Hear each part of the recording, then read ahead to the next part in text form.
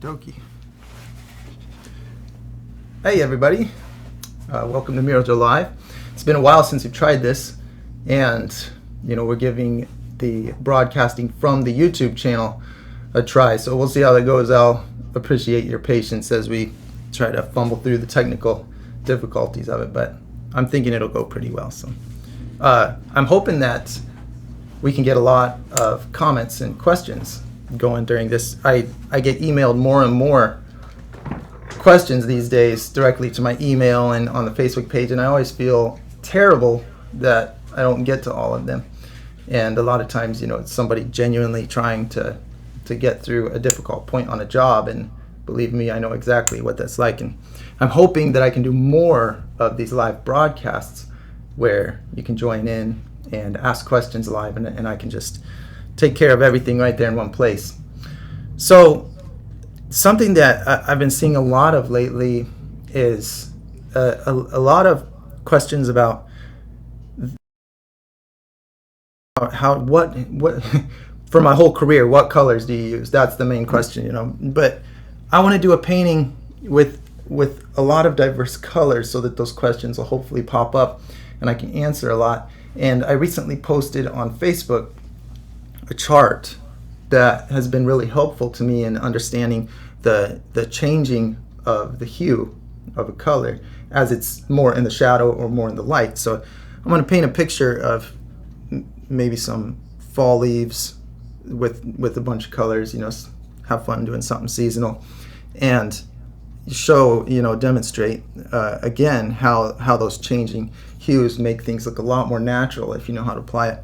Maybe I'll put some water and rocks in there too. All the time I'm trying to do a good job of answering questions about how to paint rocks and water and reflection. A lot of the time I don't know how to answer. I try to restrict my answers to the things that I've actually experimented, tested, and know that it's the right answer. I don't like to just pump out answers just for the sake of having one if it's not actually going to help you get further in your own work. It's very important to me to answer things correctly. I always try to be careful with my words and descriptions. All right. So big thanks to Todd, who is the technician back here. Hey. This is his studio that we're using, and they normally broadcast Show It Live, which is a live show for his company that all of their photographers and clients like to tune into. They have a great social network going, and he's letting me use the studio because this is all way too much technical difficulty for me to handle. I'm just the artist. I tried broadcasting out of Flagstaff, where I live, and that was just so hard, technical difficulty. So it's nice to have the studio. Huge thanks to Todd and Show It. So I'm thinking the first thing I should do is put a sky in there, and this is a good opportunity to demonstrate how to do a gradient. I get asked about gradients all the time, and I'm working on a small picture this time. I paint a lot of murals, and the last live broadcast I did it on a big 4x4 board, but I want to make a lot of progress with the picture so that I'm able to produce more content and hopefully cover more information. So when I do a gradient, I put the paint on first. Notice that I didn't smear this around. When I start spreading it, it thins it out and it's going to dry faster. So I'm going to leave it piled up on there until I get the amounts of paint on there that I think are going to be what I need for my gradient. So I know that I want to blend from blue to white as it gets closer to the horizon. So here, it's okay if it mixes. I'm just dipping in this paint down here that's off camera. I've got a gallon of each of the colors, just like you've seen on my other videos, and I'm just dipping in it. And you can see that this white just encapsulates the blue. Forgive my shaky hand there. But it doesn't mix that much. Going from one color to the next, it doesn't mix that much. I get all the way to the bottom of a gallon, and the color's still fine. That's the nice part about working with these kinds of paints. This is same thing you'd paint a wall with. and it's great for practice. It's not always the best for a real nice looking finish on a canvas, but very good for practice because it's fast and it's cheap. So I put white on, I put blue on, and now that I have the paint there that I want to use, I can start distributing it. Notice how I'm just talking away and the paint is staying wet. You know, I don't have to worry about it drying out because it's piled up. Then I just blend my gradient. I did the same method on a much larger scale on the how to paint underwater scenes video, where I was painting those dolphins underwater. So this was way more than I even needed, because, you know, if I put clouds in here, then they're going to cover a lot of this blue. But it's also nice because down here in we're in Gilbert, Arizona, just down to the south of the greater Phoenix area, and it's a lot more humid down here. This paint stays wet for longer. You know, if you're frustrated about dry time with water-based paints, you know, I think the first thing I would do is increase the humidity. If you have to put a humidifier in the room, if you have to wait till a rainy day. I always like working on exterior murals when it's kind of rainy outside because the humidity lets me work longer. Anyway, increase humidity and lower the temperature. I mean, just like water. Water evaporates fastest when it's hot and dry.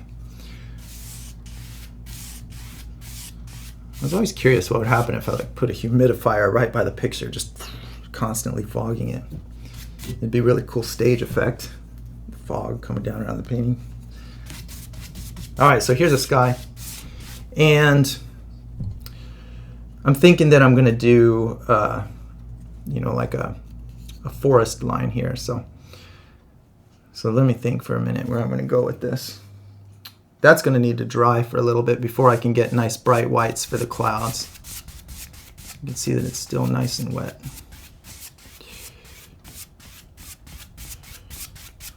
It's nice. So the next thing will be trees. So what can I do for trees? I love having good perspective in my picture.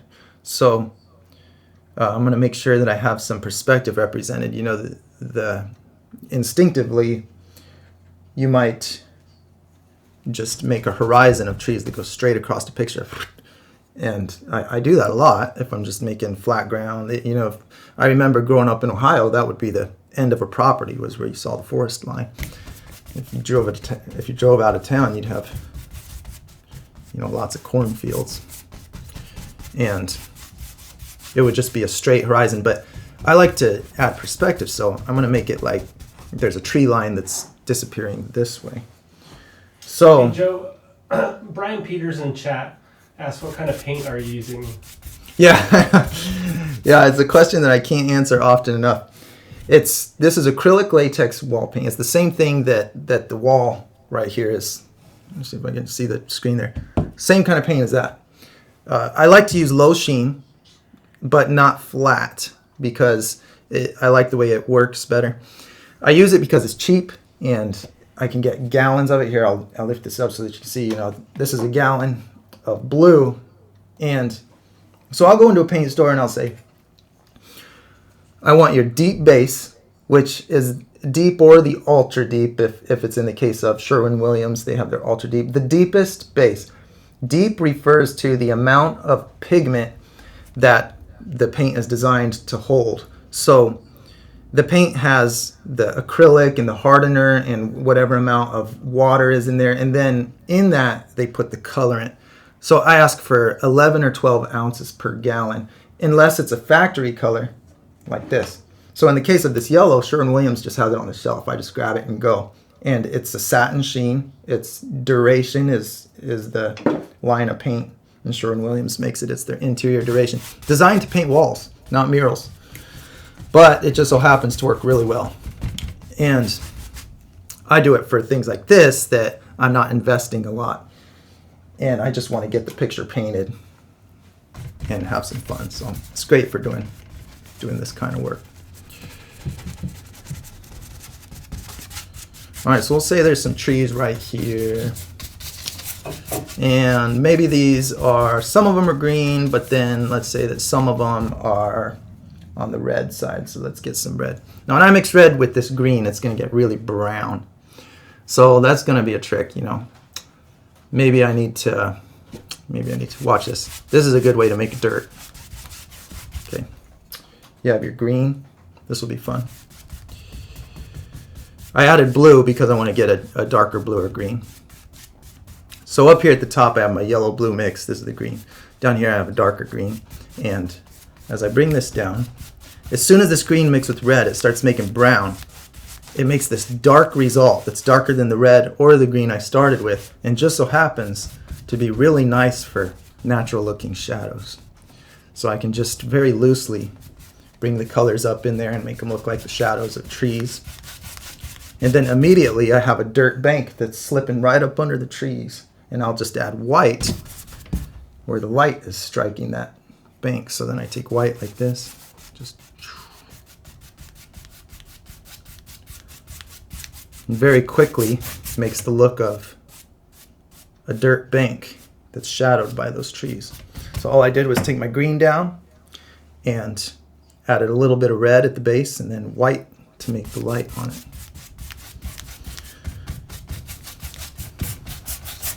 Right here.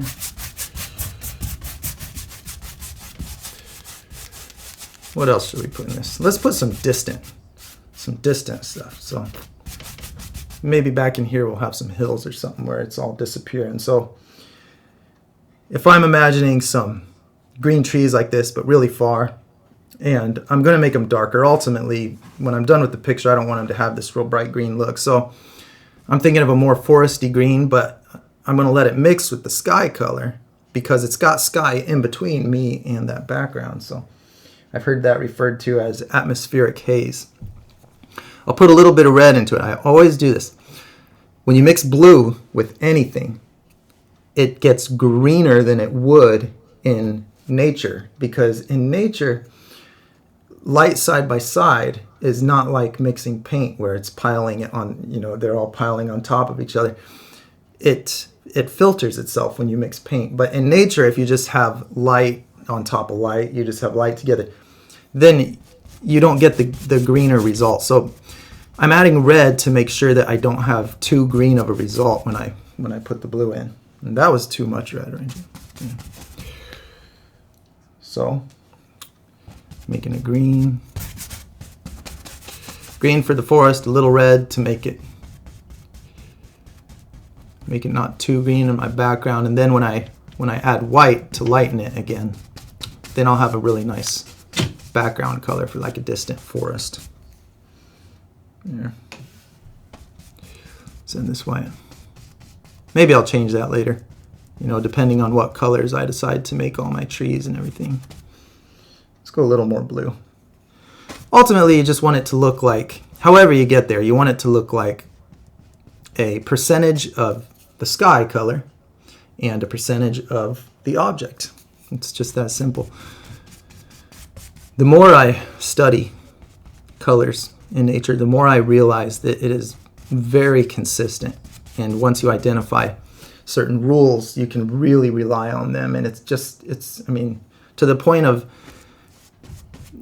being able to turn it into a calculator. You could just say this color plus this color, just understanding where the colors are coming from, adding them together and understanding what the sum of them will look like. So I have this background, and I'm going to make the little tops of these trees smaller. This is further away, so I better not make large shapes. I want to stick with smaller shapes here. So let's smooth this out a little bit. Now we have a more distant bank right there. That's kind of fun.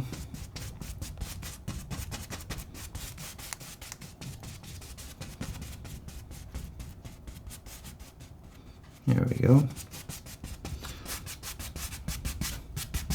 All right, now while I'm letting this dry up, this is just a base. When I'm in creative mode, I just have my primaries, throw them on the canvas, and just try to go with what's happening. I see if there's something happening that I like. I'm not trying to be real exact with details. I'm just giving myself something to look at, because what I'm able to generate looking at the picture will be better than what I can just think of from scratch out of my mind. Now this is getting dry enough that I can put some clouds up in here, so that'll be fun. I always keep a water bucket handy, and I'm gonna put that up here so you can see, nice and big. You know, I don't like to aim when I'm trying to put the brush in the water. And I rinse it, and I just spin it like I'm trying to make a fire. Then I dab it on my towel. I always have this towel handy. You know, whenever I'm painting with this water-based paint, I keep a towel handy so I can just do this like I'm sharpening a knife. And then I keep a wet one handy too, just in case. All right, so let's paint some clouds. Here's another thing that I posted videos on a long time ago, and I'm really feeling like I need to do a good update on how to paint clouds. I try to, you know, include everything I've learned, but then a day later I learned something new, and I'm like, snap, should have put that in the video. That's the way it goes. I'm a student just as much as I am a teacher. All right, so let's make a cloud right here. This one will be in the foreground. And I'm just putting it here because I had all that white right there. On the edge of a picture is a great place to put a foreground object so that the perspective looks nice and sharp. Bring that up off the picture there. So what color do I use for the shadow? Clouds have to have shadows. If you want them to look natural, they've got to have shadows. Unless they're just the really thin, wispy ones that, you know, where the light just strikes through them and they're just totally washed out with white light. But you know, this kind of cloud's always going to have a shadow to it. And to make that shadow, I'm just going to use the sky color to start with. And that's too much, so I'm going to put it down here on the canvas for later use. Put a shadow here. Now, when you make a shadow on an object, the shadow always has a shape. And even though it's real soft and just blurs out, it's still within a boundary area, kind of like if you took an oval and then you just hit the blur button on your art program and it turns it into a different look, but it still has a shape to it. So an oval shape is going to suggest that that cloud is a three-dimensional object. So I'm going to make sure that I don't just do a flat, skinny shadow. Now that blue looks pretty good for the shadow color, but it can look better if I add just a tiny bit of red. So red and blue do make a purple color, but not nearly as purple as if I used a raw pigment that was violet, or if I used a magenta plus a blue. If I add red to blue, then it's going to make a violet color, and I'm only putting a tiny bit in here. That is very gray in comparison with the blue and the red that it came from. So you can see it's getting more violet, just a little bit. And now next to this blue sky, it's a very gray looking shadow, even though it is a shade of violet. So I'll just start using some real loose technique and dragging this color down. I'll let that come all the way out off the edge of the cloud. The very edge of the cloud is going to have the shadow color on it. Hey, while we're at it, let's put a few more clouds in here. It'll be fun. That's kind of a cool shape right there. A little bit right here. Kind of dry brushing, something I don't do a lot of. Right there. All right, then I've got some pure white. I can just throw a little bit of white in the middle for a highlight on this guy. A little bit of white on this one. Now, I want to keep the shadow very slightly around the edges. And a cloud is a shape that is made of many clouds. So think of many clouds coming together to make a larger cloud. So I don't just want to have shadow around the outside of my larger shape. I want to have a little bit of shadow around every individual shape within that cloud that I decide to make it from. The quick and easy way to apply that is to just put patches of white that blend outward. So I'll put a bit of white on here, and I'm just going to kind of blend it outward toward an edge. Now I'll put another one here and see where it's kind of coming outward, I blend this way, but I don't blend it toward the middle so much. I'm losing track of where I'm at here. Let's put some more white on there. So David asked, why red? Where in nature would red come from? Yeah, that's a great question. So red is everywhere. Every time you see the color white, it's not the color. It's all of the colors that your eyes are able to see at the same time. So white is a result. So you use red to simulate other colors. It's just in the mix. So I wouldn't call this red. I would call this like a very slightly bluish, purplish gray. But to make that, it has red light in it. And if you look at your computer screen, almost every pixel on that screen has all three of the LCDs lit to different percentages in order to synthesize the colors that you would see in nature.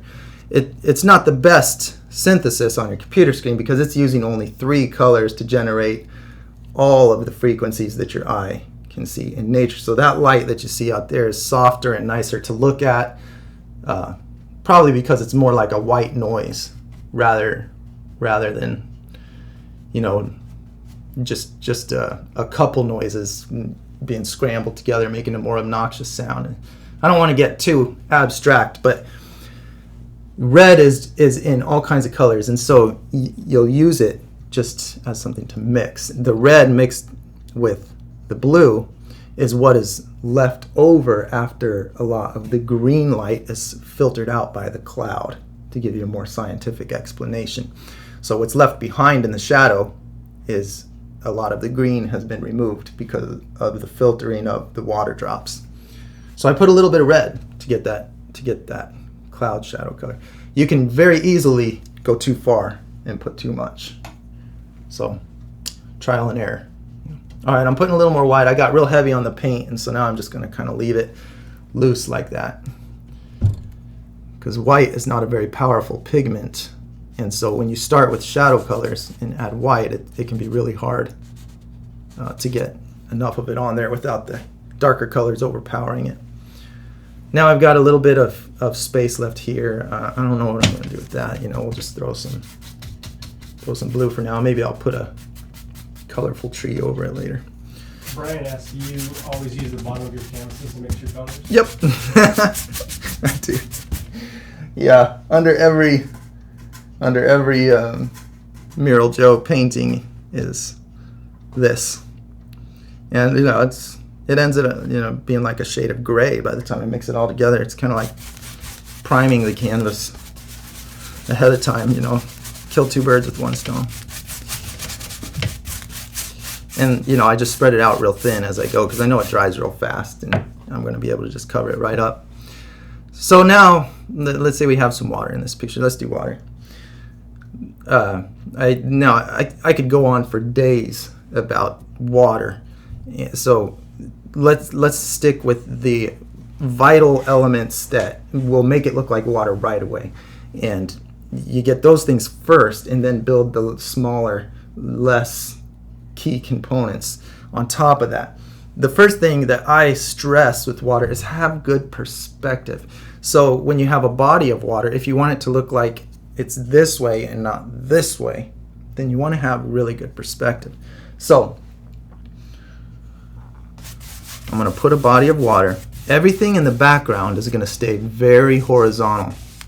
As things get further away, they just get smashed this way. You know, everything that's further away from you than, let's say, further away than like 100 yards is going to be right along this center strip of your view. So there's so much detail right along that skinny strip of your vision that you in real life, it looks like so much information. It's so much of your world. You're not always looking at just that 100 yards in front of you, you know, but you look up there and you're so attuned to all that detail. In a painting, we often we short the painting and we leave that out. We don't nail that little bit of perspective. That's such an important aspect, is that skinny strip. So I want to make sure I don't. And Valerie was asking, can you give some advice for beginners on how to paint landscape? But I mean, that's probably what you Well, again, you know, the most important thing, beginners on how to paint a landscape, is look for, these days there's tons of instruction all over YouTube. But there are certain things that are foundational and key components. Understand perspective first and foremost. That is the most important thing, because all of the nice colors and fancy shapes are not going to fix wrong looking perspective. So you want to really have that dialed in. So I'm making sure as I do this, I'm just throwing colors on here and I'm not worrying a lot about shapes and things, but because I understand what's happening with the perspective, this is going to look like a scene, and that's number one. So then understand what the sky is going to do to the picture, because in landscapes the sky is in almost every picture. So this, what I explained earlier in this video, this tree line is a percentage of the sky and a percentage of the object color. It's just a mix. And so I just put the color that I think is somewhere in between, and the further away it is, the more it becomes the color of the sky. The closer it is, the more it becomes the color of the object point blank. You really want to have those colors dialed in to represent atmosphere. Very important in landscapes.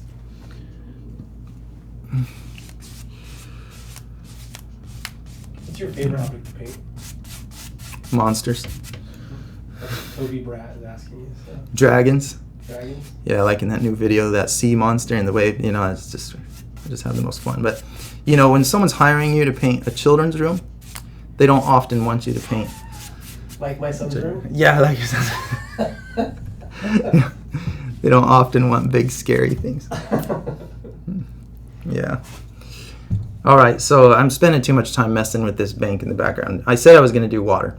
So this is what happens. Reflection is the most like the source in the background. The further away, so the more the angle becomes completely flat. Just like the mirages on the road. You drive in the summer sun and you see on the horizon the mirages of the cars. You see the reflection. The same thing on the pavement. You see the most reflection as it gets to that perfect 90-degree angle. And so water is a lot more reflective than pavement. So as it tilts toward you, you still see reflection, but it's less and less and less as it comes this way. So in the background, that is where the angle is the most like this, 90 degree to the direction I'm looking. So that's where I want to have the most reflection. And then as I come down in the picture, I'm going to put more of whatever is under the water. So when I do water, two basic elements: underwater color and reflection color. And I'm going to do a gradient between those. I've got my reflection color, my underwater color, blend them together. And it's that simple. So what's under this water? I'm just going to say mud. And so we'll make it just kind of a bluish brown. Right? But I think it's going to be easier to go, well, we'll do that because I'm going to change the color of these. I'm going to add some bright colors and make some fall leaves in there. So down here in the very foreground, now maybe this picture, this is where you decide, when you're painting a landscape, you decide what you want the perspective to be. Are you standing, can you see the bank right by your feet? Can you look down and see something that's only a couple feet away from you? Or are you zoomed in on a distant shot? And what's at the bottom of the picture? If I'm going to hang this little picture on the wall and have people look at it from 10 feet away, I probably don't want to stage it like you're right in the picture looking straight down, because that perspective is only going to look right when it's life size. Still looks good. Pictures that are blown out and fish-eyed because of the lens distortion, they still look fine. But if you want it to look the most natural, it can be good strategy to consider if it was actual size. How much would you see? Would you be able to look down and see something at your feet? So I'm not going to make it like I'm looking straight down at my feet. I'm going to have this already starting at some sky color. So basically, yellow, red, and blue will make brown. Okay, so if this is green because it's not enough red. All right, so let me get rid of this yellow and show you what I mean. If I put red in this, it's going to be brown. I'm going to make a brown color.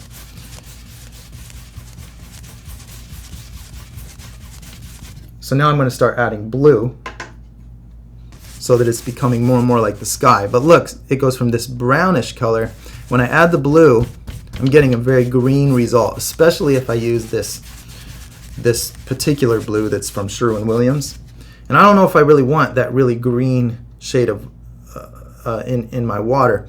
So that's why I added red, because red kills green. It's opposite to it, and when you mix them, they mute each other a lot. You know, they filter each other's light away and become they cancel both colors. So if I add red to this, it gets rid of the green tone. So anytime you're adding blue to something, you'll often add red also to keep it from becoming too green. And then I won't need as much of the green as I get further up here. Or I think I said that wrong. I won't need as much of the red as I get further up here. So see how I'm getting more and more toward the sky color. And I know what you're thinking. You're thinking that looks nothing like the sky color. It's totally dark. Yeah, because I'm concerned first with the red, yellow, and blue balance, and then I'll add my white. And here, see. I never want it to reach the 100% value of the sky. I want it to look like it's a reflection. It's not the source. So I'm going to keep it being just closer and closer as it gets further away. So let's add a little more blue and white and see if we can get a good reflection color there. Good sky color. Do you ever paint expressionist style? Expressionist? Yep, that's what David Foreground would like to know. That's a good question. You know, I think that all paintings are only an impression of the real thing, regardless of how much detail you're able to put in it to make a person believe that they're looking at the source of the picture. It's still synthesized. You know, you're taking colors to create the illusion of an object that's really just paint on a canvas. So to me, I try to look at things very, very literally so that I can learn and observe and understand what's happening. And to me, everything is impressionism. So I've heard it said many times, you know, that my work is realism. I don't call it that. You know, I let people call it whatever they choose, but to me, it's just an impression. So the question, do you ever do impressionism? I feel like it's all I do. I'm just determining the pixel size of my picture. You know, pixel is a brush stroke. We'll call that a pixel. I don't really have any details in here that are smaller than that. So then it becomes impressionistic in a sense, because if you were looking at the real thing, you would see so much more detail. So even my most real looking paintings, I still think of those as just an impression of what God's already made, you know. So now, as far as this water, are you worried about painting the rocks or the transparency of the water? Oh, okay. So this is what this is what I'm demonstrating, is that this creates the look right here, this gradient. Underwater color, brown, and it has a little bit of green in there where I transition to the blue, but it kind of looks like algae and swampy water. I'm just going to leave that. And then it gets bluer and bluer as it comes up, more like the sky, but it still has enough of the brown to dirty this color up and make it gray. Now it's time to put the reflections in this water. This is how I get the look of transparency, is by making sure that you see more and more of the underwater color. See, I don't refer to it as the brown or the blue or whatever's in it, because that could be any color that's out there. But I refer to it as the underwater color because it's different in every painting. And anywhere I see more of that color is going to represent where the water is making a wave that's showing me like a window into the deep water, and where it tilts away, it becomes more like the sky color. So that's how I get that look. Now, if I add reflections, this is going to immediately start looking like real glassy water, just because I have this base laid. This is the most important thing that you want to have in the water before you do anything else, is that gradient established. So before I do more reflection on this, I might as well just do it now. Here, changed my mind. Might as well just do it now with this color. So I'll put the green of these trees here. And this reflection also is going to be mixed with a percentage of what is under the water. So, you know, it's just like doing math. I'm always going to be mindful of what the different elements of the picture are. In this one, I have underwater color. If the reflection wasn't there, I would be seeing this color. I'd be seeing this brown. But it's reflecting color from this, lights bouncing off that surface and adding to it. So I have the sum of those colors. So I'm going to make a color that looks like a cross between this color and the brown. Just like here, I have a cross between the sky and the brown. So it's going to end up in a darker green that's browner. So I'll add a little bit of red. There we go. Some red right here.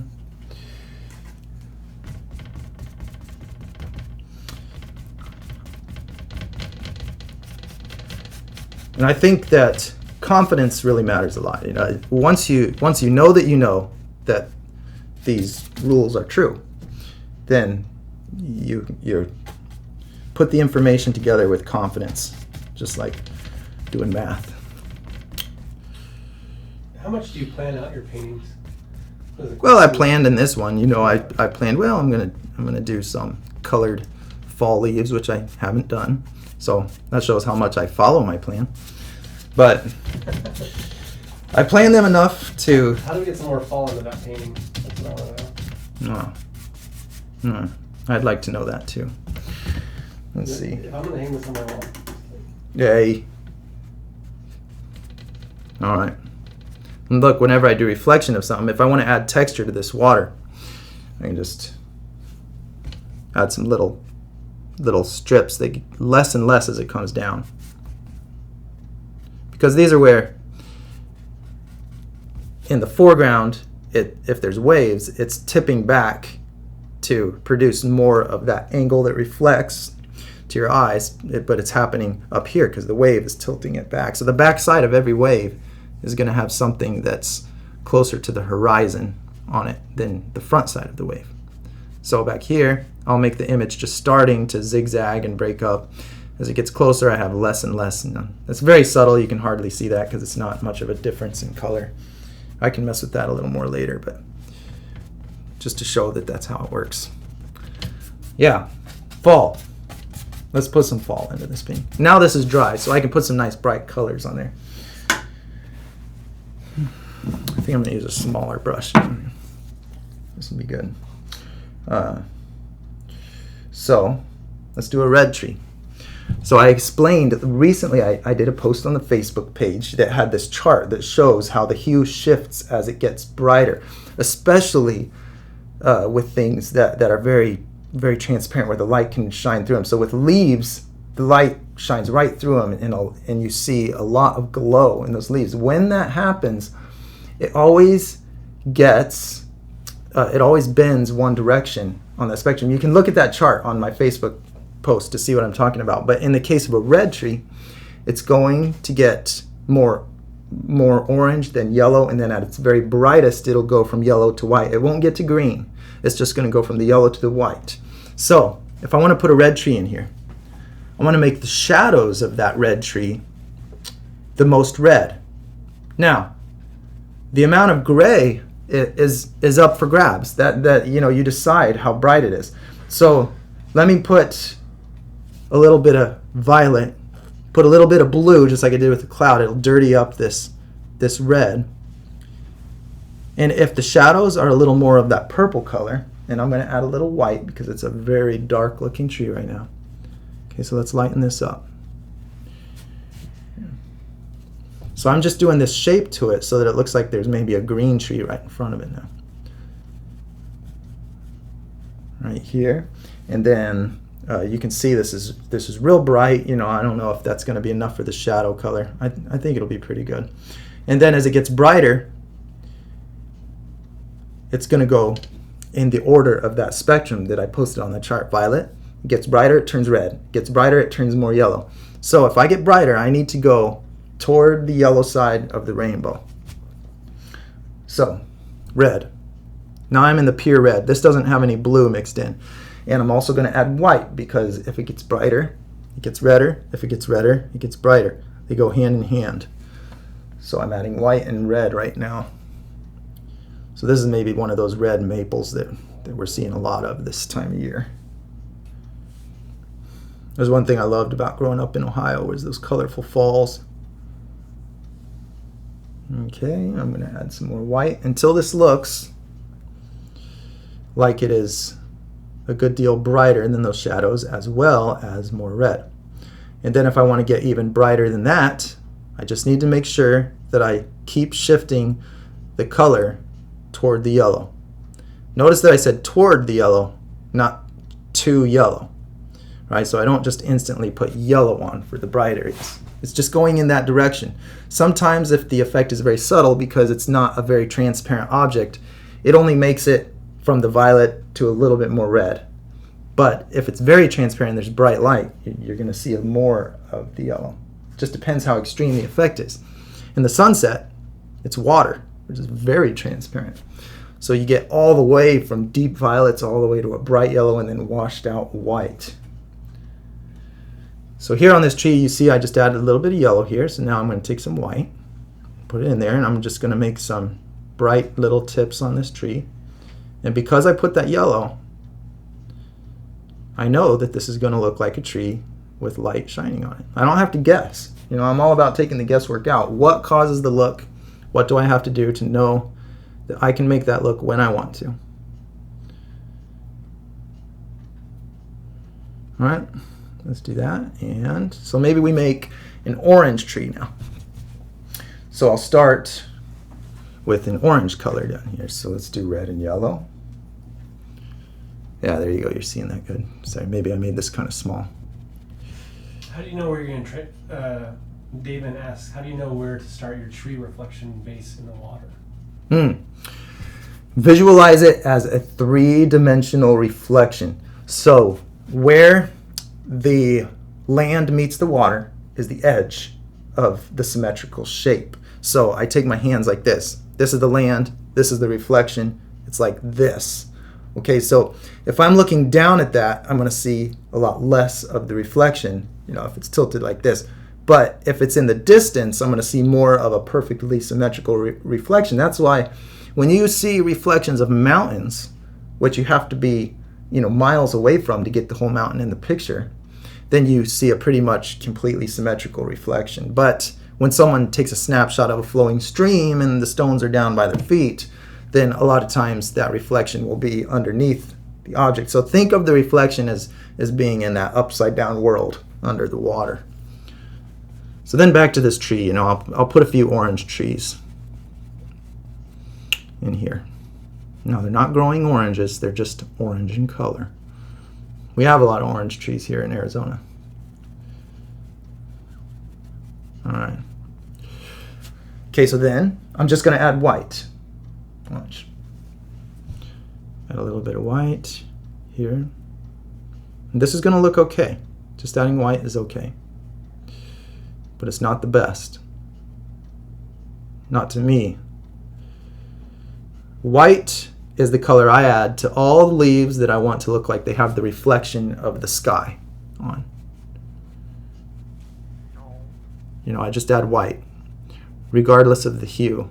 You know, if I just want it to look like that generally white light from the sky, not direct sunlight as much, but you know. Okay. Brian was just asking, did you switch brushes when you started doing this? Yeah, I did. I used a smaller brush.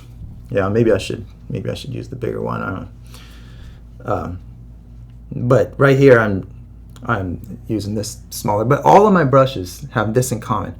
They have a tip that I can sharpen to a blade shape. I don't use anything else. I don't like to use round brushes or fan brushes or anything. I just like to use on my bigger brushes like this one.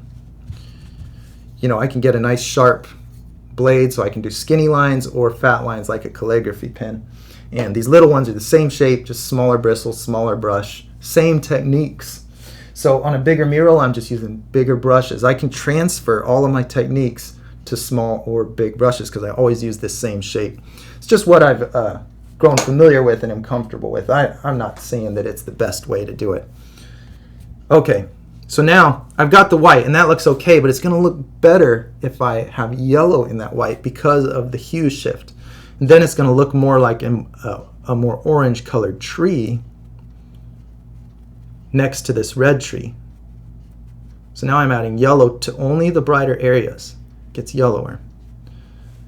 So this hue shift that I'm referring to, it happens, everything that's on the red side of violet is going to shift toward the red, then the yellow. It's going to go in that order. But everything toward the green side of a violet is going to go the violet, then to a bluer, greener color, then to the green, then the yellow. It goes different directions. And you can see that illustrated on that chart on my Facebook page.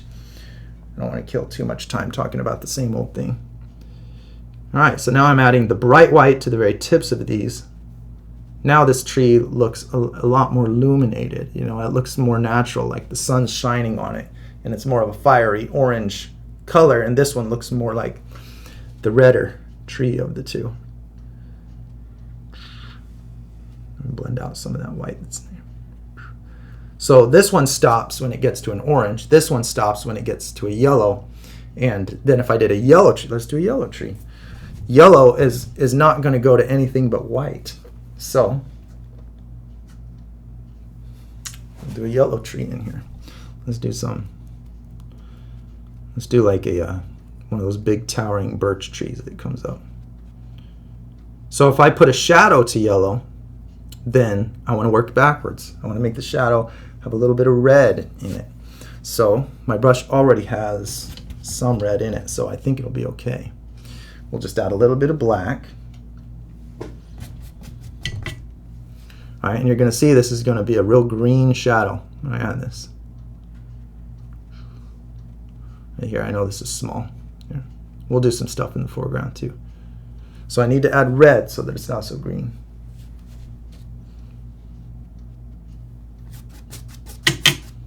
And here. There we go. Now I have a good shadow color for my yellow tree.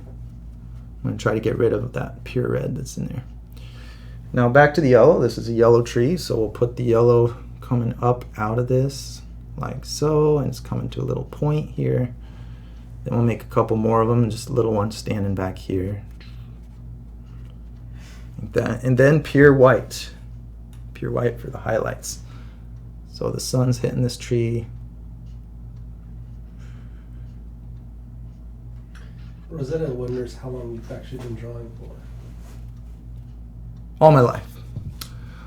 You know, I don't see myself as having any kind of exceptional ability to understand. I know this sounds stupid to a lot of you, but I don't see myself as having any exceptional understanding. Just so much interest in the subject that I spent all my waking moments as a child studying and being excited about things that you wouldn't be excited about. I saw a shape on a wall and just stared at it and thought of what it might be in a picture, and I would draw it. And I went through phases of drawing anatomy and then drawing different animals, sharks, and then horses and bodybuilders, and learning the muscles of people. I always had these phases where I just loved it. I just loved learning about the shapes. I started with drawing, moved to painting later, because drawing developed such an understanding of shape. And you know, it's when you're a child, it's hard to break out the gallons of paint and go to town. All right, so in here I'm going to put a foreground object. I think this will be fun. So let's start with, let's put a big old kind of purple colored tree here. Now if I had my magenta is the real purple kind of red that you can just buy it, the tint from a store, but I don't have it in my collection right now, so I'm just going to use this dirtier purple that I can make with red and blue. But I can make a much more brilliant purple if I had that magenta. All right, so I'm adding blue, getting a purple color, and this is going to be a big tree hanging over. Now, I'm not too worried about details and shapes, but I do have this technique that I love to use with these kinds of brushes where I point the longest end of the brush at the picture. And so this is the longest end, and I use that all the time to create lots of different shapes. So I have it dipped in, and you can see that triangle shape where I dipped the point. And if I just put it right on, it's going to make a dot. And if I drag it sideways, it's going to make a diamond kind of shape. If I do this way, it's going to make a stripe. So you see, I can make a lot of diversity in my shapes by using the brush like this. And I like the feel of that, so that's what I end up using. Now, I don't want this shadow to be this dark because these are leaves and a lot of light shines through them, but as you get closer and closer to the middle of a tree, you have less and less light, and specifically less direct light shining right from the sun. You have more light bouncing off the blue sky and shining in. So I'm going to make this have less of the brilliant colors, but I'm not going to make it too dark. So I'm going to add white. You want really a grayer tone toward the middle of a tree to make it look like a canopy. Grayer than the rest of the tree. As you get toward the outside, you get both brighter and more saturated with these colors. So we'll do this. Now you can see that that's real kind of purple looking in there. That's a pretty good shadow color. And it doesn't look like much right now because I don't have the bright colors extending out from that. So here it's going to get more red. As the light shines on it, I'm going to put more red on there and more white. So here's, maybe where there's some leaves shooting out into the sunlight. And then I'll just do less and less of them and make it blend down into the shadow color. Maybe another one here. This is, I already did that spot, so I need to do one there. Red here. I could have done the bright red first and then worked backwards to the shadow by the same rules, Like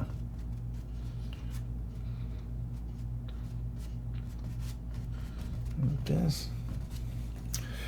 And how about a little bit right here? These bunches on trees, they tend to extend out like fingers. They have all of these branches. They have a long shape that extends out. So I'm trying to make that look right now. So someone just asked, you paid so much time to the clouds and now you just paint a tree above it? Does that make you sad sometimes when you do that? Yeah. It wasn't a great looking cloud though. Yeah. It does. Sometimes I'll have a bigger picture and it has something that I spent a lot more time on. And then I realize that it's just going to be better for the picture altogether if I put this object right here, and it's just the best option, but then I have to cover up something. Yeah, it makes me kind of sad. That's where planning can be advantageous because doing things twice is not economical. Yeah, that's a lesson to live by right there. Why paint a big fancy background just to paint over it? If you're doing a little picture, it's fun. You're learning. You're in the craft. It's cool. But if it's a job that you're doing for a customer and you paint a big fancy background, it's not good when you have to paint right over it, especially not if they liked it. And you just wasted all that time, So now I have the look of a tree that's got the deeper foliage in the middle, where that darker, more violet color is. And then out here where it gets in the sun, it has the much brighter, redder color. And you know what would be fun? You know what we should do? I'll tell you what we should do. Is demonstrate how this works with blue. Because, you just wouldn't see a blue tree. But in my picture, there's going to be a blue tree. So watch this. This is just to prove that getting the right color is not the issue. It's getting the right relationship between the colors, right? So this blue needs to get greener as it gets brighter. Now we're going the other way on the spectrum, you know, and so this is blue goes to, like, at its darkest might be a little bit of a violet blue, and then it's going to go more toward the turquoise, then to the green, just like an ocean wave, just like my how to paint waves video, and then if it got really bright, closer to yellow, but the blue is not going to get all the way to a yellow probably. So we go right here.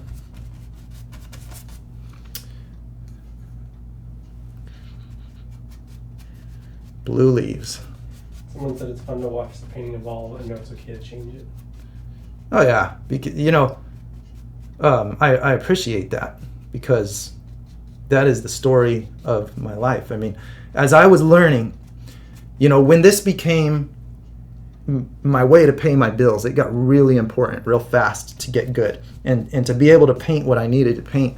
So if I accidentally achieved something, that was very frustrating. I'd be like, I'm just going to do it over, because I don't, you know, what I want to know is, can I do it again? And it was very frustrating to not know how it happened. So getting a good looking picture was never enough for me. I had to have control. It's the control freak in me, you know. I need to know that I can do it when I want to do it, so that I can produce whatever I'm imagining. So I'm getting greener as it's getting brighter, but I haven't added the brightness yet. I've just added the green. So now it's time to add brighter colors. So out here, it's in the sun, you know, we have these turquoise leaves. Of course, why wouldn't you?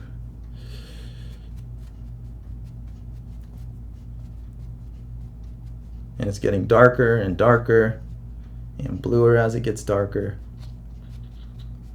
Maybe there's a few catching the light up in here. Just kind of gray. See, and here's my most brilliant turquoise colors out here, even though my brush is real dirty and it's kind of making them gray.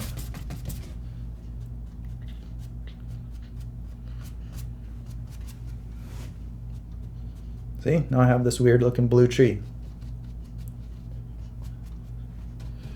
And this blue is kind of nice in the shadows of this red. I can still add more to make more violet shadows if I want more contrast.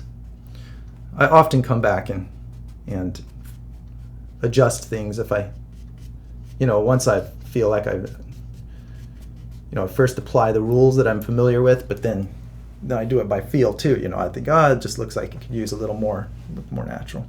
All right, that's how you apply that rule of that shifting color. Now it's time to make a reflection. So down here, this reflection is going to look much different. So let's first get this color back in the water. Here, put this.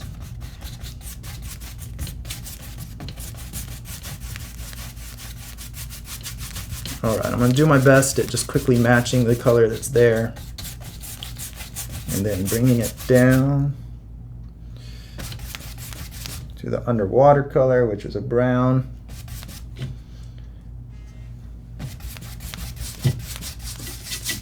Got a phone ringing over there. That always happens to me in the middle of videos. My phone buzzes. Have to hit pause. Someone was asking about, as far as pricing your work, how do you? Oh man, that's a touchy subject. I get that question a lot, and I'm always cautious to answer it because I was never very good at making money. So, you know, I priced things real cheap in order to get jobs. You know, and now that I have a good name for myself, I can charge more. I can charge more, but I just don't feel like I'm an expert on the issue. But you know, if you're painting on someone's wall, you're not giving them a collectible piece. This is not like doing a picture in a gallery that's going to be bought and sold and collectible for years. And so it's going to be, I'm not trying to say for that reason it's cheaper in value, but it will be perceived generally as less value than the kind of art that's collectible. And so it's going to be comparable to contracting. So the first thing I would do is check out what local paint contractors are charging in the area if you're doing mural work like I do. and then mark it up from there, because you're very specialized. You're a specialty expert field, and so I would mark it up from there. I don't recommend starting low and getting bites from customers and then working your way up. I recommend starting high, and then when you get hungrier and hungrier, start bringing the price down, because I don't want to be responsible for underpricing anyone's work. I hope you make tons more money than I ever did, but I am not going to say a number. You should charge this. It depends so much on your area and what people have been. What do you do when you're selling a house? You see what the houses in the area have sold for.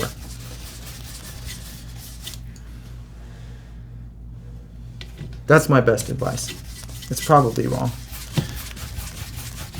Okay, I just spent way too long doing this here. Let me put this on. All right, now we want a reflection. So you remember what I said. This is like an upside down image. So these extending out this way, I'm going to see the reflection in here, but it's going to look different. It's not just a mirror image. So it's going to extend out, and I'm seeing the underside of this tree now. So this is going to be a very dark reflection. So what I see here is light bouncing off maybe the tops and maybe through the leaves, but here it's going to be darker for two reasons: because it's reflecting on top of this dark brown color, and because I'm seeing the underside. I'm seeing the tree this way right here, and I'm seeing it this way down here. So when I add red to this, it's going to get real dark. So this is the reflection here in my water. But notice that even this dark reflection, I'm going to allow to get real faded and disappear as it gets closer in the picture. So down here, I don't have a lot of it. Up here, I have a lot more of it, a more vivid dark reflection. And yeah, that's just an impression of the red and the blue. Just putting it in there. All right, then we need reflection of these, and that brush is way dirty with dark colors, so we'll use this one. So here, I'll do my red, right? I had a, okay, this is a cool thing, right? You can see the underside of this. I just had a good thought. You have the underside of this tree, top side right here. Even though you can't see the red tree back there, that doesn't mean you're not going to see it in the reflection, because remember, this is like our 3D world upside down, and I can see this reflection. So I'm going to put my red tree in there. Now, of course, I don't need to for the sake of the picture. Nobody even would know there's a red tree back there, except that I'm showing them that there's a red tree now in the reflection. So let's darken this color. The reflection is going to be darker than the source. Right here, and we're going to add a little bit of yellow to the highlights. We're just painting that tree upside down right here. Right here. Then we'll move over here and paint these orange ones. Look how dirty this color is. A little bit less. Reflection here. Reflection here.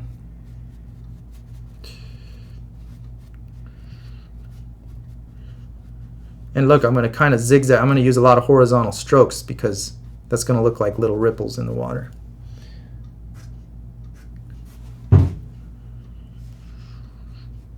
Oh yeah, here's our yellow tree.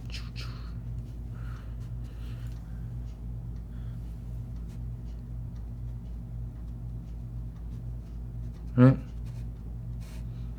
Maybe there's, just little waves barely catching that reflection back here.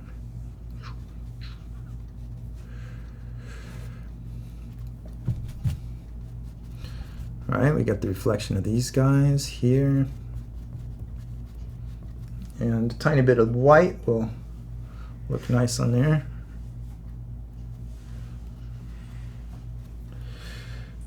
Like this. The Jilly Killy asked, please do an in-depth video on mixing colors. My colors never turn out to be the one I want. Any tips?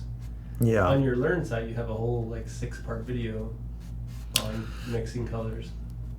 I actually don't have a very good video on just mixing colors. I touch on that in the midst of all the different videos I do, and I'm glad you said that, because I do need to make a much more comprehensive video on the mixing of colors. I guess it's a color theory series that you did. Yeah, and that's on YouTube. If you look up color theory and paint, Mural Joe, then that's there. But I totally understand. It's not the greatest video. I made it a long time ago, and I kind of sped through a lot of details, and I've discovered a lot of other helpful tips since then. Yeah, I need to do more with that. All right, so here's our colorful trees, then we got our green trees, and you know what this needs? It needs to have the same rule applied to the greens. So I'm going to do that to make this look like more of a complete picture. So this green here needs to be yellower. Here, let's use this spot that I haven't used yet. All right, so let's put some. Michael Vaughn asked, do you have traditional drawing skills, and do you paint the figure at all? Okay, wait, so say that for me one more time about traditional drawing skills. Yeah, traditional drawing skills, which is obviously yes.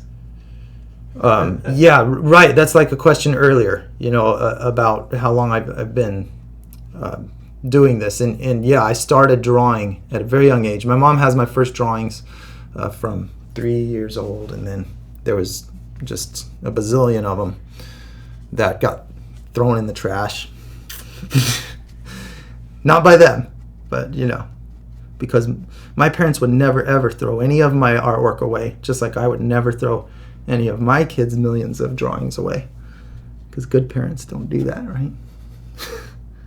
No, I'm just saying that I feel terrible because I have thrown away so many drawings.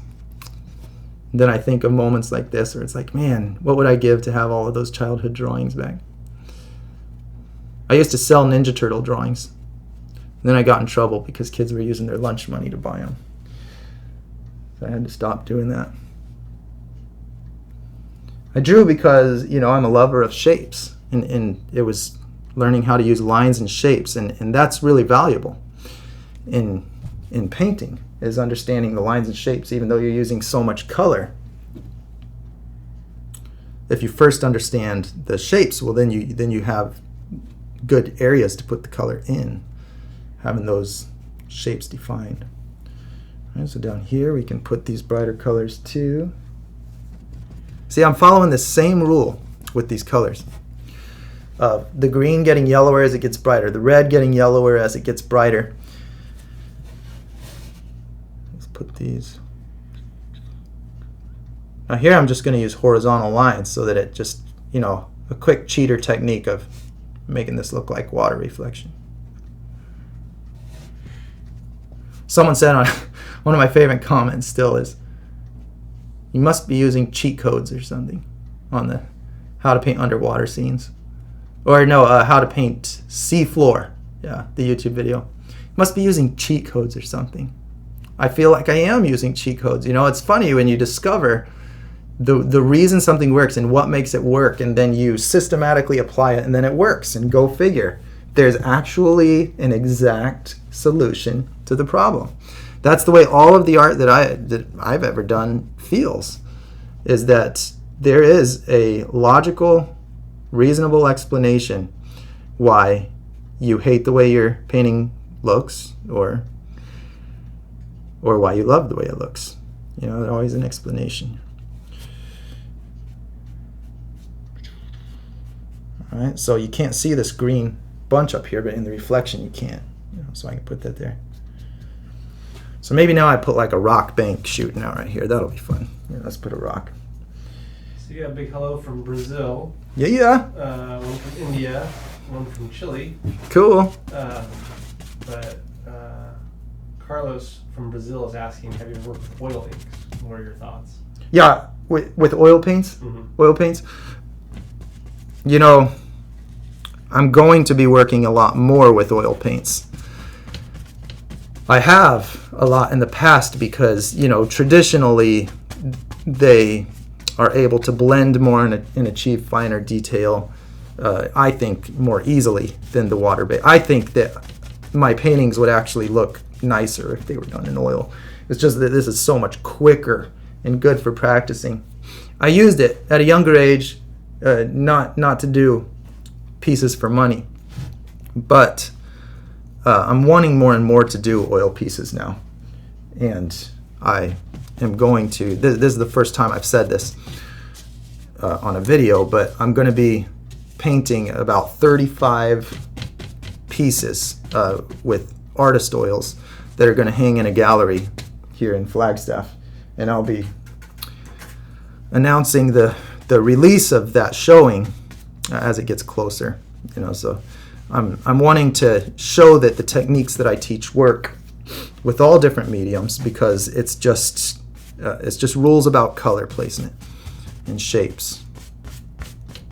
I bet you wonder what I'm painting right now. This is not looking very beautiful. So I'd be in my garage doing an oil painting, and then, I'd be halfway done and I'd totally lose interest and just ditch it, because that was before I had a reason to do the art. So let's say this is kind of a rock shooting out into the water right here.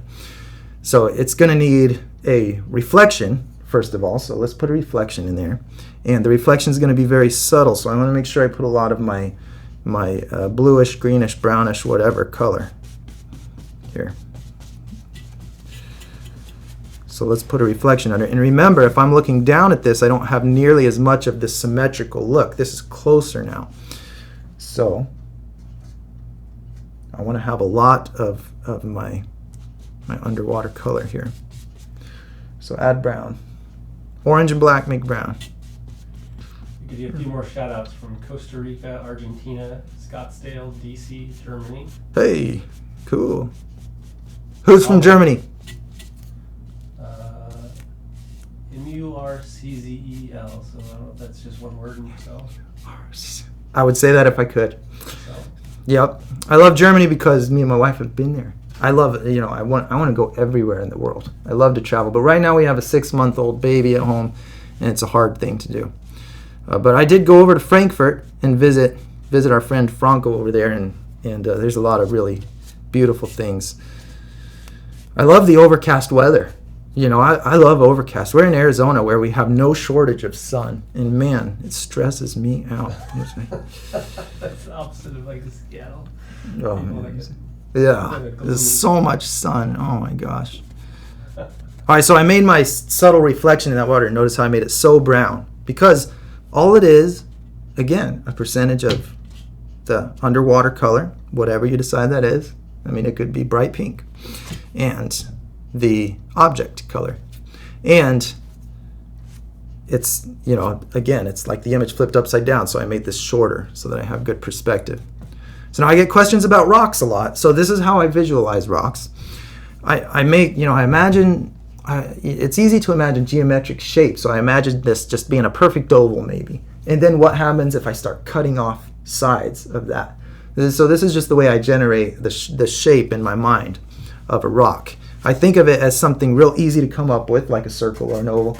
And then I think of 3 different size, like small, medium, and large cuts, so that I get a nice random feel. So right here, I'm making a real big slice off of this rock just by putting a straight line of a highlight color right across the top of it. It's like slicing the top off of that. And then I'm going to do this in a few other places, but I want to make sure that I do different sizes. So down here, I'll just do a smaller one.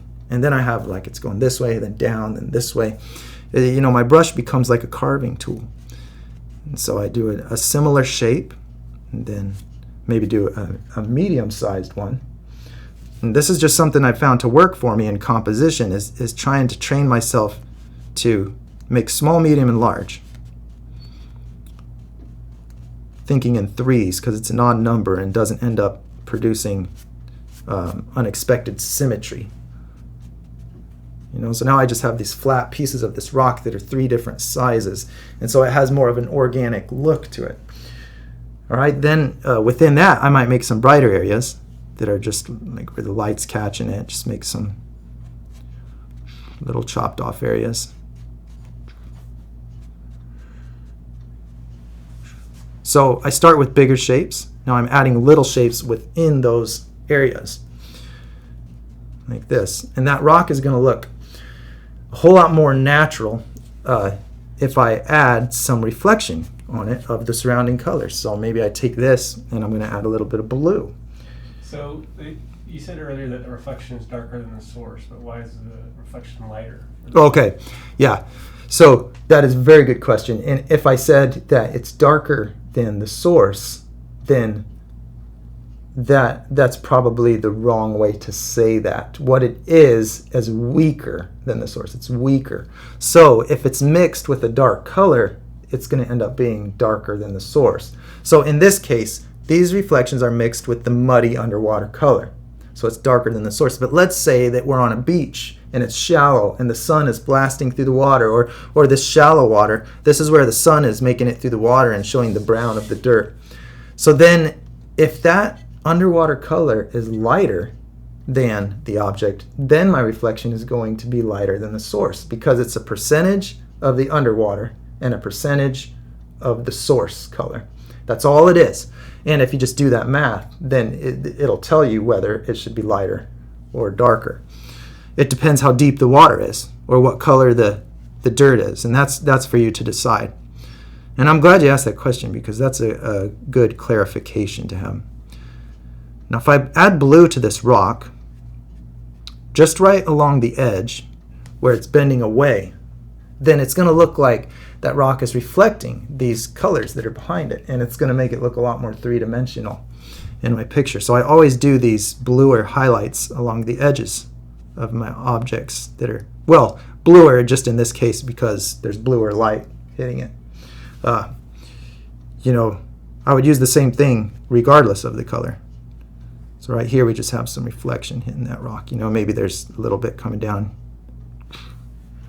that edge right there. Maybe we make some little edges of rock coming down, and then I better do it in my reflection too.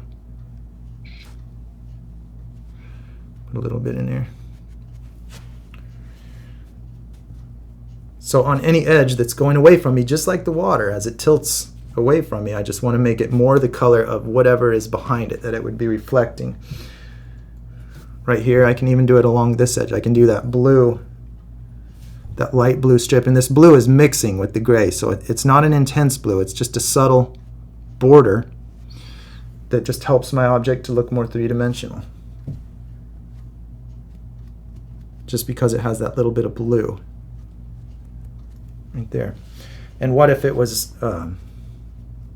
what if you had a rock underneath this? Here, let's put a rock under this guy. There.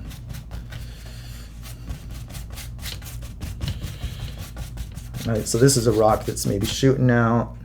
I'm just using pure black, just like they teach you in art class. When you're trying to decide what to put in your painting, just take a big blob of pure black and just draw it right on your picture. All right. Did everybody not learn that in art class?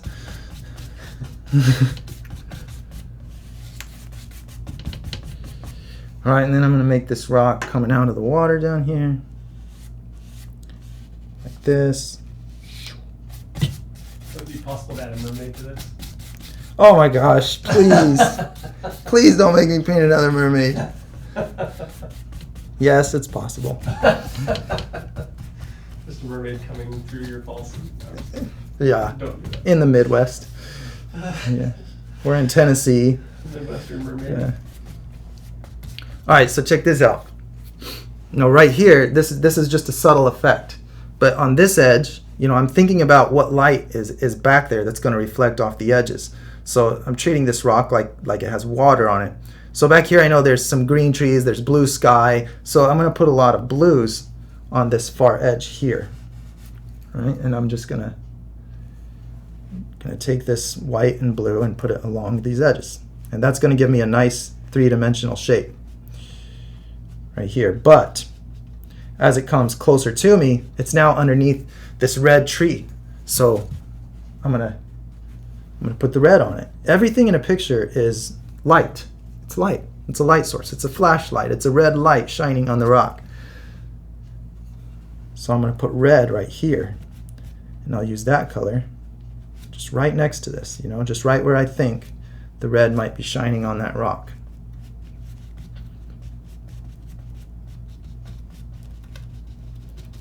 Right? But it's not bright, it's just subtle because it's underneath this It's kind of a dull red light because it's underneath that shaded tree right there.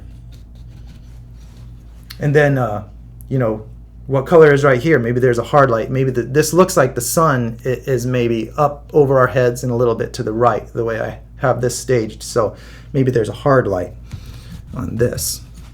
So generally, when I say hard light, I mean all coming from the exact same direction like the sun. And it's all coming straight down and making very vivid, sharp lines, shadows.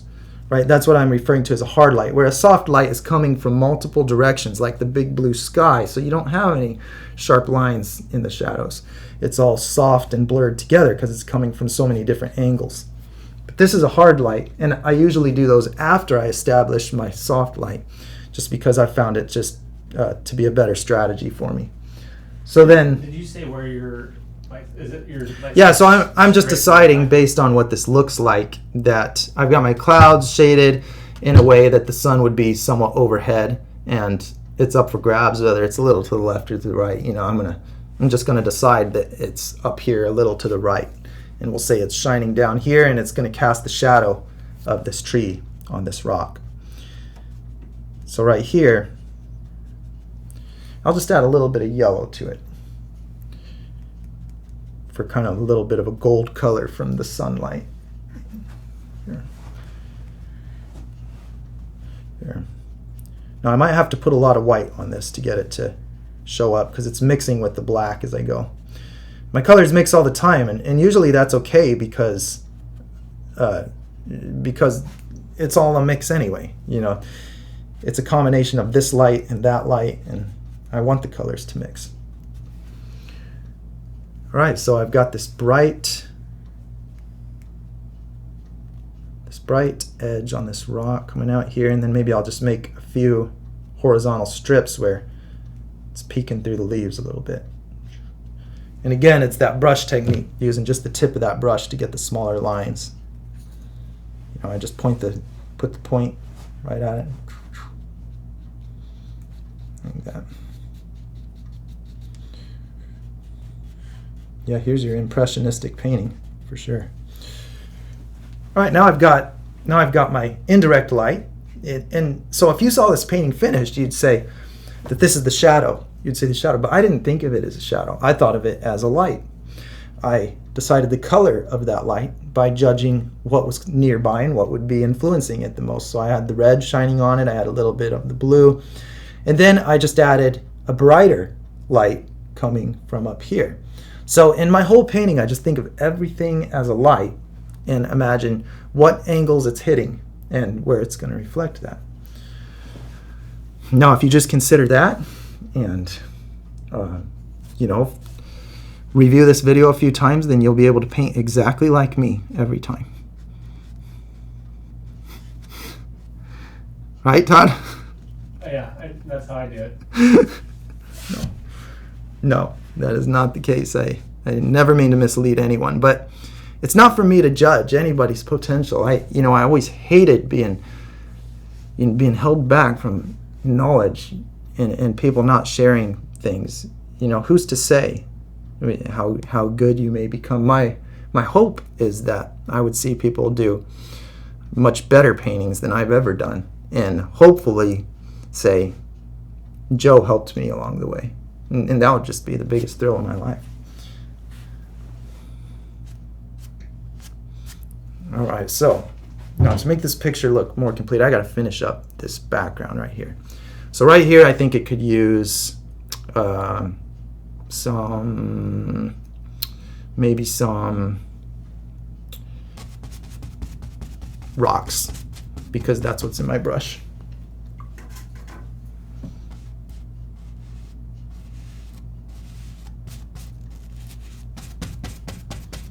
Do a little bit here, and if we're going to do that, then we better put it in the reflection too.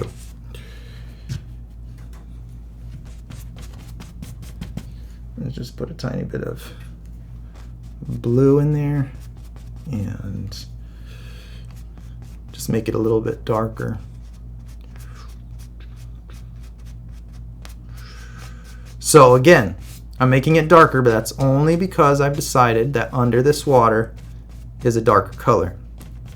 If this was shallow water and the sun was lighting it up, then I would make it a percentage of that lighter color.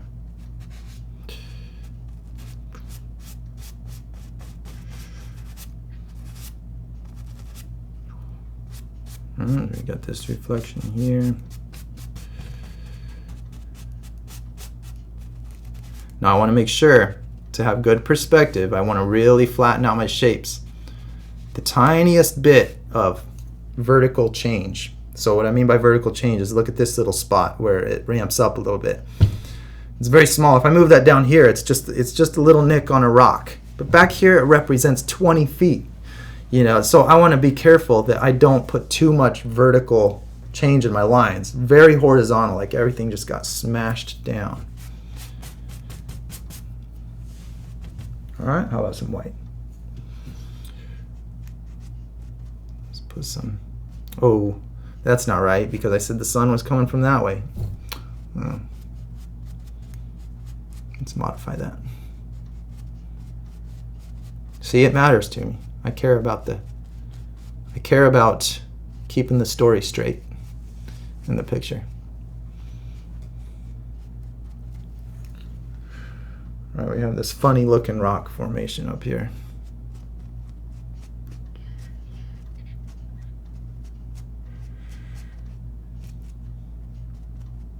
See, once again, I'm just kind of cutting off pieces of it. Try to make it look like it's been broken.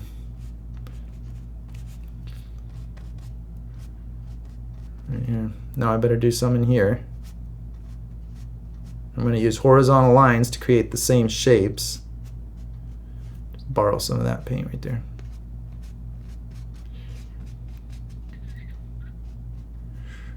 Here. There we go. Now we've got a reflection of that.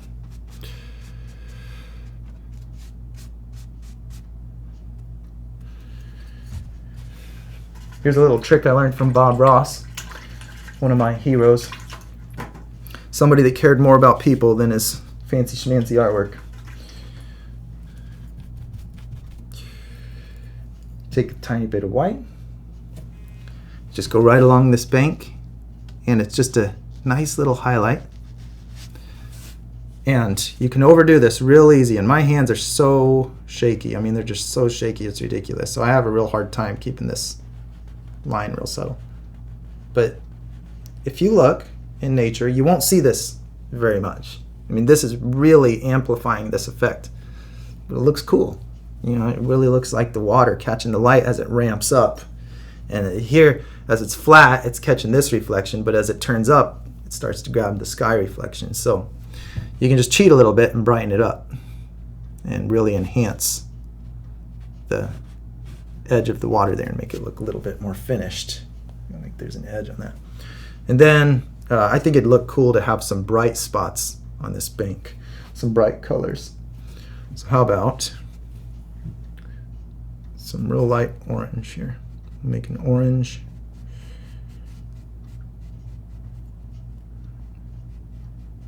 And I'll add a ton of white to that so that it looks like bright sun hitting that bank. Yeah.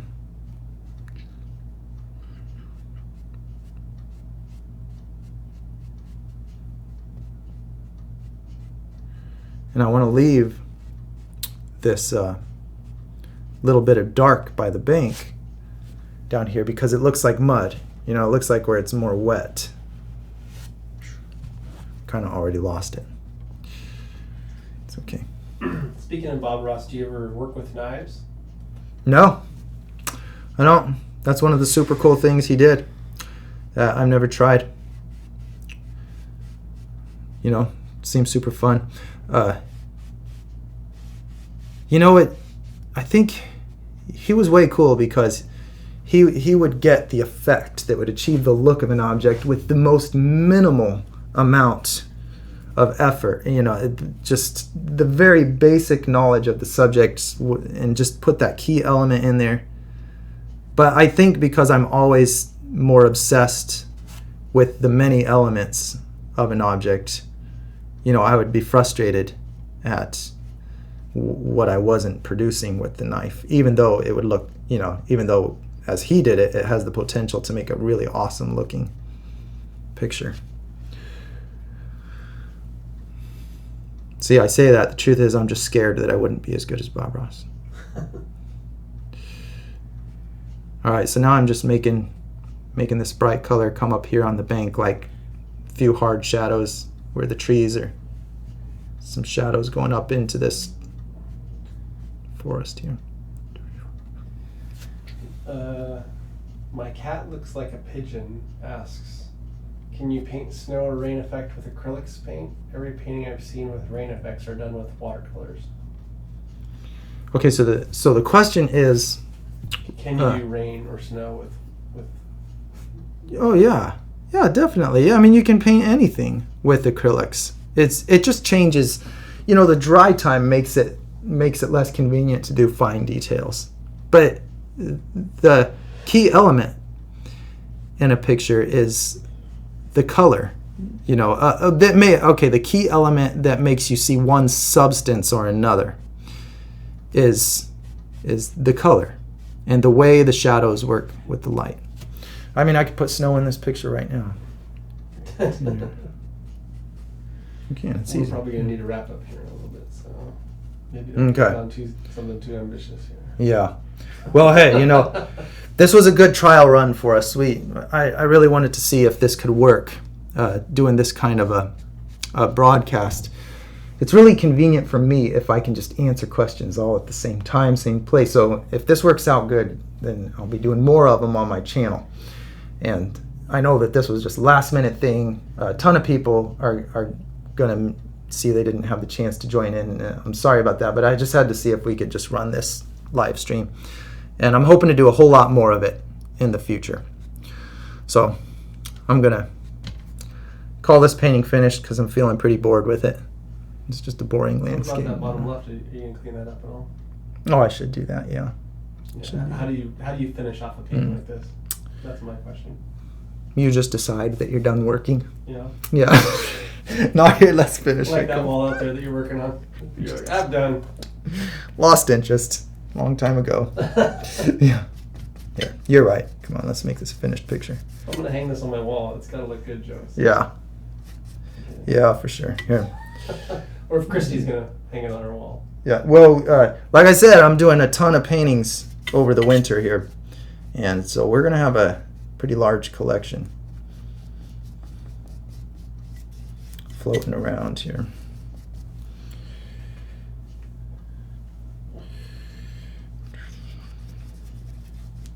And you could even ask, in chat, ask when's convenient time, when do people like to watch?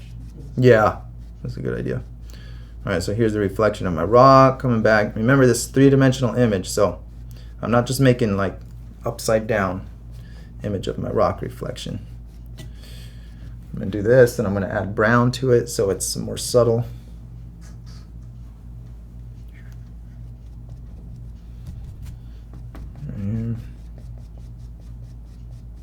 Yeah, this definitely wasn't much of a how to paint clouds video, was it? Well, it is kind of like how to paint clouds and then cover them up with a tree. Yeah. It's kind of that. Yeah. It was kind of that. That's true. All right. So I'm just trying to get just the right balance of my black and my brown for this rock. Brown of my dirt, the dark color of my rock, and then I'm just going to throw a little bit of white around the edge, just like I did on that background thing, just to define that.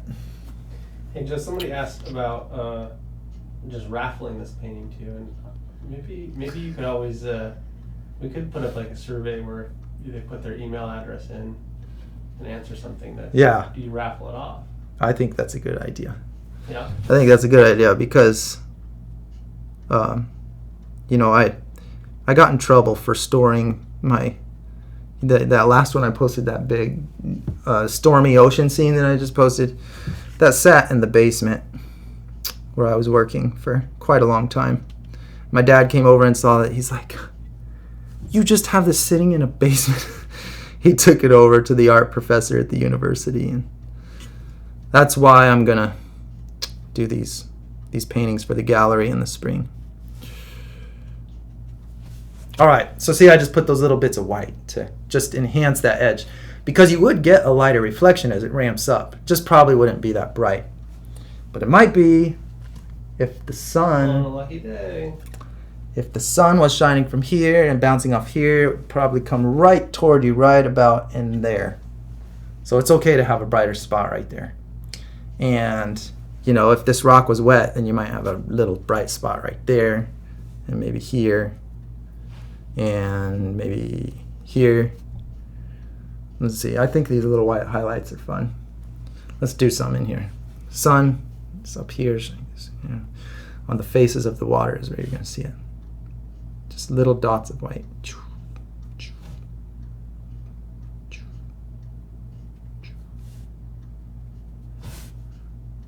Less and less reflection as you get close, you know.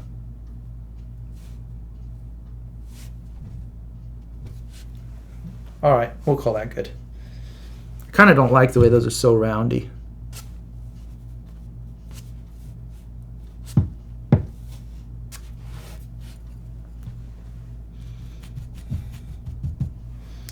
All right. What do you think? Should we raffle it off? I mean, I told you you could have it when it was over because I don't want to take it home with me. So, do we give it away? Todd? Hey, should Todd give it away? You decide. Well, that's one thing. How many people did we have tuned in? How many people are we disappointing if we don't get? There's like 50 people live right now. You know. Okay, so now if we don't give it away, we're kind of bad guys. I'm just saying. Yeah. It's true. We are bad guys. No, we don't have to give this away. Come on. We'll do another. Yeah. No, it would be interesting. I think it would be good to, you know, like, you know, YouTube, it's hard to tell who everyone is, but if you let them, like, submit their info, like, as a raffle, then maybe that's how we should start the show next time, or something like that. Yeah, we'll do it next time. I did hey, that's not you. Nobody would like it if you were told you could have the picture and then said, no, actually, we're going to raffle it.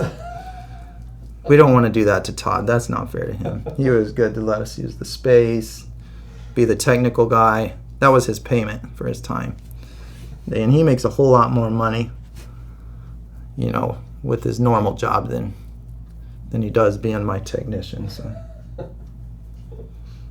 I'm you know, that white spot right there is just too much. It's just too much. I gotta fix that. Here we go. Just want it to be skinnier. There we go. So when you run out of canvas to mess around with, here's the other teaching technique. The palm of your hand is also the best place to mix. Oh yeah. Oh, it's so good. Yeah, it's perfect. Yeah, this is fun. Yeah, let's do a little bit of the wave. How to paint waves, right? It's something I just released here. Let's do some real subtle little waves in here.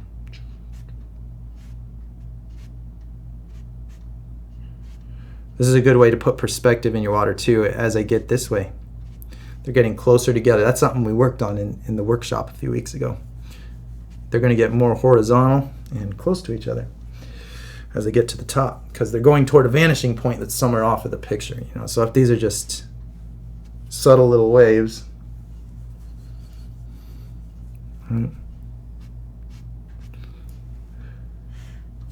just a fun little enhancement to the picture. Oh yeah, and there'd be a cloud, you know, those cloud reflections. Those would be somewhere down in here.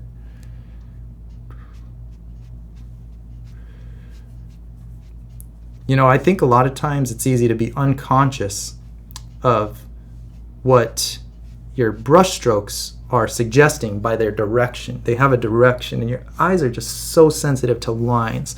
Every time you make a brush stroke, it creates a line. So you want to be planned out about which direction you make those lines. This is creating perspective in my picture because they're all shrinking toward an imaginary vanishing point that's off the picture. Going that way. So you know I have some fun little waves in the picture. That one doesn't look good. I'm leaving it. All right. All right, let's get this thing signed and be done with this video, right? Let's see if I can sign this with my shaky hands. Joe.